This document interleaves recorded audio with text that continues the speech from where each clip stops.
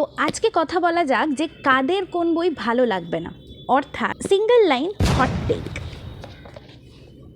Emotionally unavailable toxic পুরুষদের এ বই একেবারেই ভালো লাগবে না। পলিটিক্যালি আন্ধভক্তদের এ বই একেবারেই ভালো লাগবে না। সিউডো ফেমিনিস্ট মেয়েদের এ বই একেবারেই ভালো লাগবে না। উন্নয়নে বিশ্বাসকারী পলিটিক্যাল মানুষজনদের এই বই একদম ভালো লাগবে না। 9 to 5 কর্পোরেট করা মানুষজনের এই বই একটা বিলাসিতা মনে হবে, ভালো লাগবে না। ছোটোবেলায় যাদের কোনো ট্রমা ছিল না এবং স্মুথ ছেলেবেলা কেটেছে তাদের এই বই বোরিং লাগবে।